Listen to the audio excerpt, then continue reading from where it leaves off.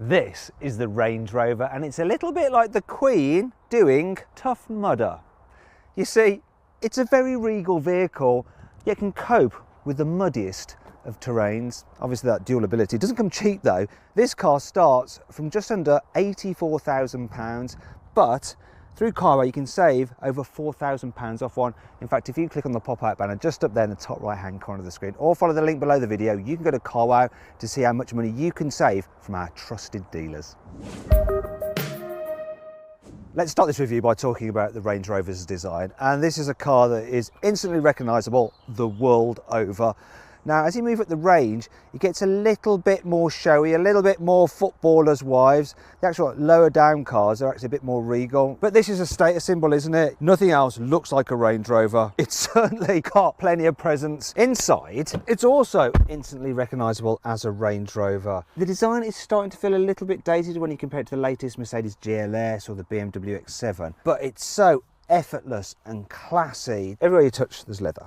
There's leather, leather, leather, leather, even leather up here on the grab handles, and all but the entry-level car has super soft semi-aniline leather for the seats, which is just lovely. Reach all the way down into the door bins, and they're kind of padded on the outside. They have felt on the inside. It's amazing, the quality in this car. Really like it. Shiny window switches. You've got nice controls for the seat, the metallic around the air vents, around the driver's instruments. Really, the only cheap thing I can find in here are these. The paddle shifters for the automatic gearbox. They're just cheap plasticky nonsense. I like this. You've got frameless rear view mirror, and then even the vanity mirror has soft lighting, just like a Hollywood star's dressing room mirror. Lovely. Now, obviously, this latest version of the Range Rover has Jaguar Land Rover's most up-to-date technology, and that brings me onto this car's equipment list. You get three huge infotainment screens. The one down here is for the climate controls. The one up here is for your satellite navigation, your normal infotainment functions, and you can use it to control things like the ambient lighting, which you can actually operate over 3 different levels, and there's so many different colours. It's absolutely glorious, darling. And then over here you have the digital driver's display. All cars also get this massive panoramic glass roof. The entry-level Vogue model also gets keyless go and hands-free opening for the tailgate. You just kick like that and it should open. Kick like that and it should open. Kick like that and it should open. I'll just use the button. The normal Vogue model also gets a wonderful Meridian sound system. The next model up is this Vogue SE, and it has soft close for the doors. It also adds an off-road cruise control to the terrain response system. The Vogue SE also gets heating and cooling for the rear seats. The next model up is the Autobiography, and it has 24-way adjustable electric seats rather than the usual 20. Plus they have a massage function. There's also 4-zone climate control instead of the usual 3. And then there's the adaptive cruise control with lane keeping assist, so the car will effectively drive itself on the motorway. Finally, there's the Autobiography long wheelbase, which, as the name suggests, has more space in the back, some special seats here, and a rear entertainment system. Anyway, enough of that nonsense. Back to the review and the infotainment system. All of the car's functions are controlled through these 2 screens, so there's no need for a multitude of ugly buttons. And top screen is dedicated to Bluetooth, DAB digital radio and satellite navigation features. The numerous menu icons are quite small though, and there aren't any physical shortcut buttons, so you'll have to take your eyes off the road for some time to make sure you press the right part of the screen. The graphics are very sharp and the colours bright. Unfortunately, the system is a little bit unresponsive and it lags a little bit when you're pressing things or zooming round a map. It's nowhere near as good as a modern mobile phone. The slightly illogical menu layouts mean it's not particularly easy to input a destination into the satellite navigation. Thankfully, it's much simpler to add a waypoint or swipe across the map to preview your route. Better still, Apple CarPlay and Android Auto are standard, and you may as well just plug in your phone and use Waze or Google Maps for your sat-nav. Now, all your ventilation controls are actually operated down here. You see, what you have to do is first select what you want to do. So if you want the fan, you have to press that, and then you can control it using that rotary dial. But then if you want to adjust the temperature, you have to press that button again, and then that switches over to temperature so you can control it. And it's just one too many button presses. Now let's move on to the widescreen digital driver's display, and it's generally pretty good, and you can move through different functions using these buttons on the steering wheel. And the menus are a touch confusing. Also, I don't think that the graphics are quite as bright or as cool looking as those in an Audi Q7. In fact, if you want to see my full in-depth video review of the Audi Q7, just click up there on the pop-out banner in the top right-hand corner of the screen to watch my video. Now let's move on to connectivity. So under here you have 2 USB ports and a 12-volt charging socket. You're probably wondering what's underneath here. It is a fridge, which is cooled. Lovely.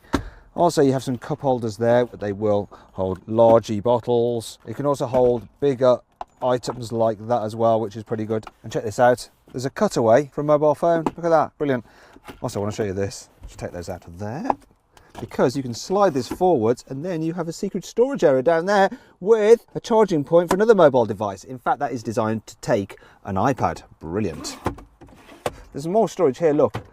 There's your glove box, and I want to show you this actually while I'm at it. Look at that there. That shows that Land Rover has the Royal warrant, which isn't surprising because the Royal family do love a Range Rover. There's another little glove box on here though. It is kind of small. And then you've got huge ass door bins. They're absolutely massive. Look, you can fit lots in there. Big bottle there, a bunch of smaller bottles. And then we come to the seating position, which is very, very regal. I love this. The special armrests, and you can adjust the height of them. So you feel like you're sat in the captain's chair, and there's plenty of adjustment in the steering wheel and the seats, so you can jack it up like that, go nice and high to get a really good view out and look down on the peasants. And you can actually extend the seat base out for more under thigh support. This is a really, really comfy car. But what's it like for your rear passengers? Well, as you imagine, the rear doors open nice and wide, and oh my gosh, there's loads of space back here, isn't there? Look at it. And I've got this chair pushed quite far back as well. Then you've got all the leather yet again, loads of room. Big door bins down here, once again, they're lined. It's really hard to fault the back of this car. The window ledge is nice and low as well, and the rear windows are huge. You get a good view out, and they go all the way down as well, which is great. My only complaint I'd say is the seats seem quite low, so you almost feel like you're squatting just a little bit. You have a completely flat floor. Huge soft middle seat, so if you need to carry 3 people in this row at once, it's a great car, especially as the body is nice and wide. Really good for long distances.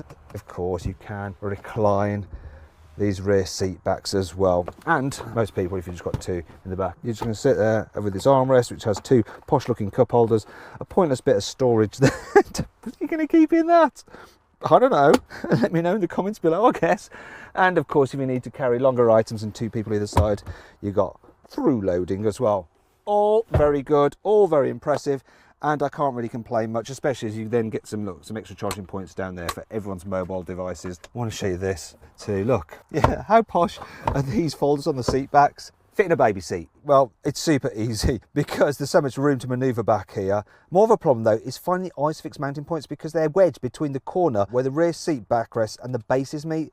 As such, it's a sort of hit and hope technique, and you risk scratching your lovely leather while you're trying to wedge the base into place. Still, once you've got a couple of child seats in, there's at least enough room for an adult to sit between them without feeling too cramped, and that is quite rare.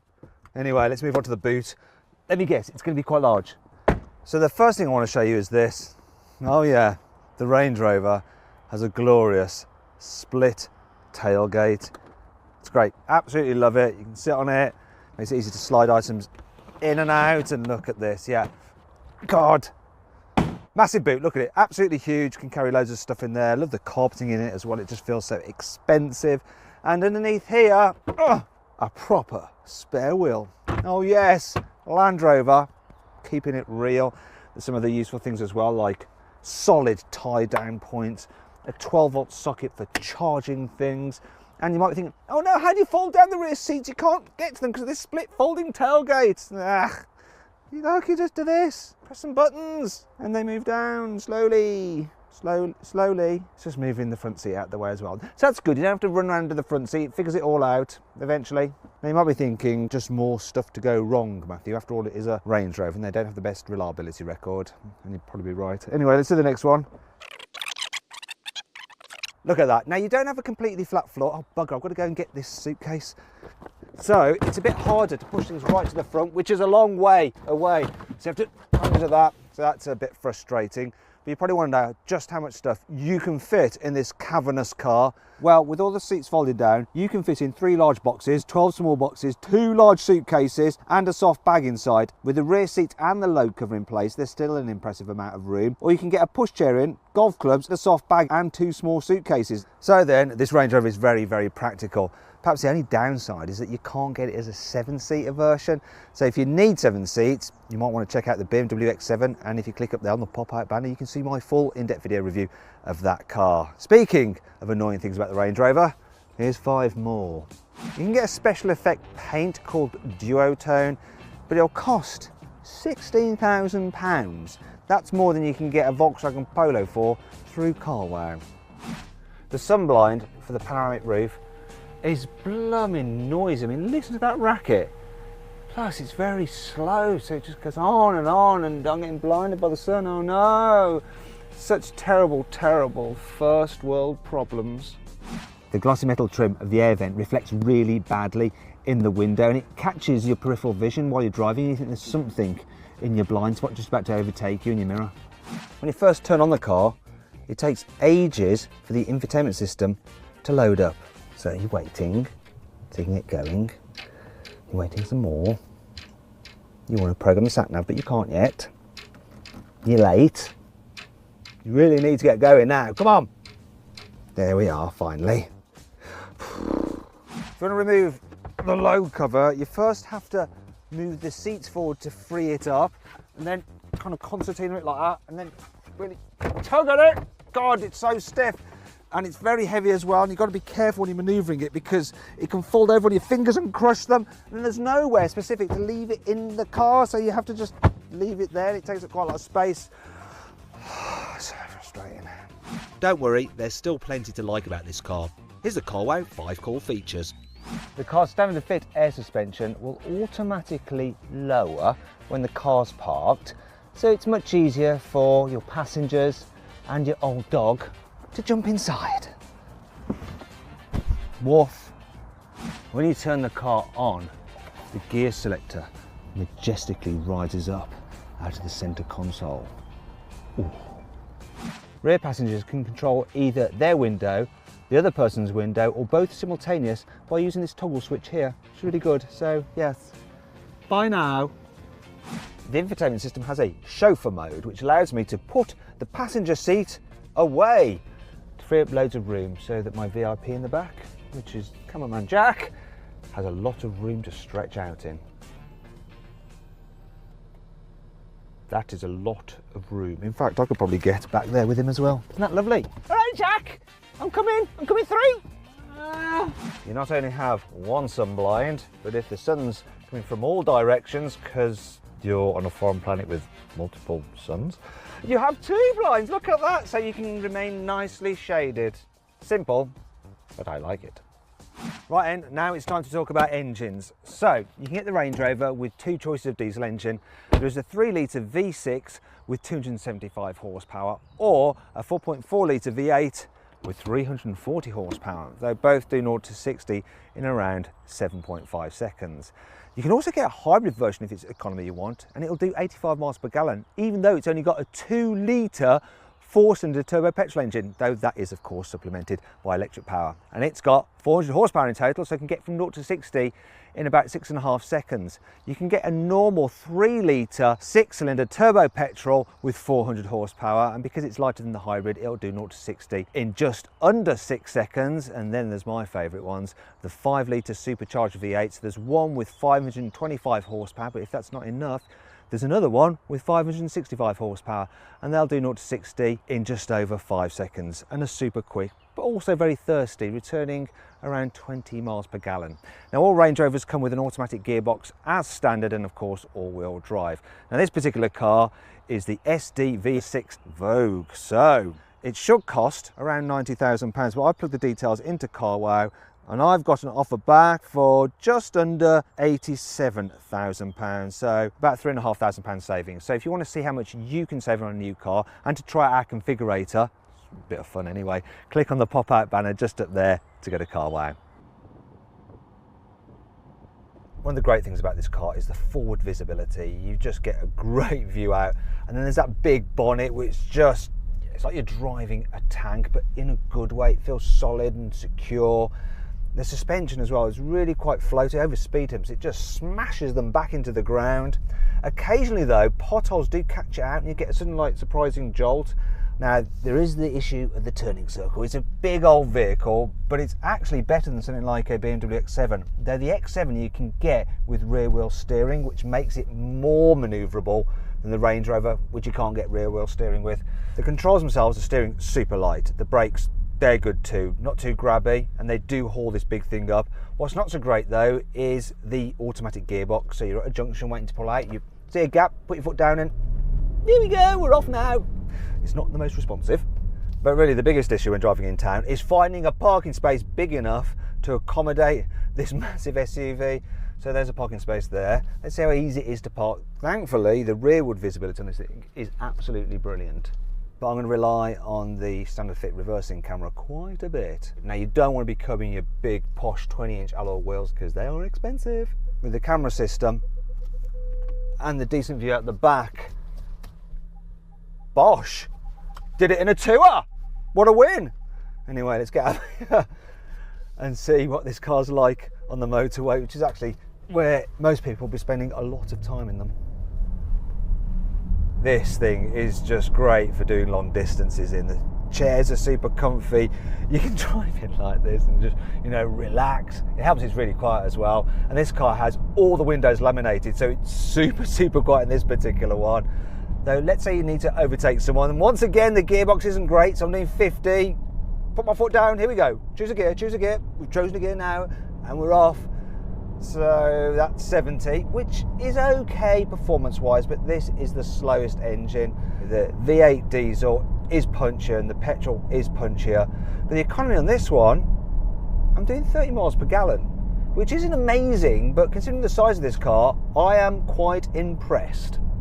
Finally then, twisty road time. How is this Ranger going to cope? One of the things about this car is the steering is quite slow and the car leans quite a bit, and if you go too fast, it's soon like lolloping around and the stability control is kicking in and slowing everything down and going, what the heck are you trying to do? I'm a big Range Rover, I'm not meant for this.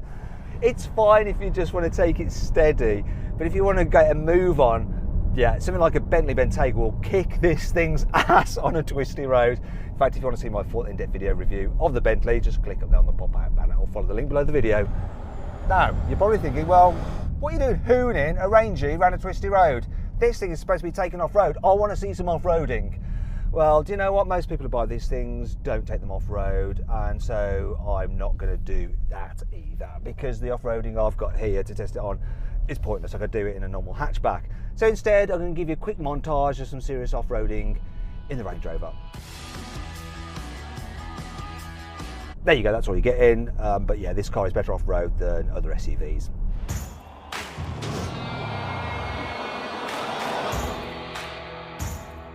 So then, what's my final verdict on the mighty Range Rover? You probably don't care actually what I have to say, because if you want one of these, you're just going to go right ahead and buy it. But I'm going to do my job, okay? So should you avoid it? Should you consider it? Should you shortlist it? Or should you just go right ahead and buy it? No, you shouldn't. You should shortlist the Range Rover. You see, there are some luxury SUVs that are just a bit better to drive and have a bit better technology. But yes, still, it is a rather lovely thing. Do you agree with my verdict? Let me know in the comments section. Also, please subscribe to this channel for more videos, and if you click on the deals box to the right, you can see how much you can save on a new car at CarWow. Or click on the video windows below to watch another of my videos.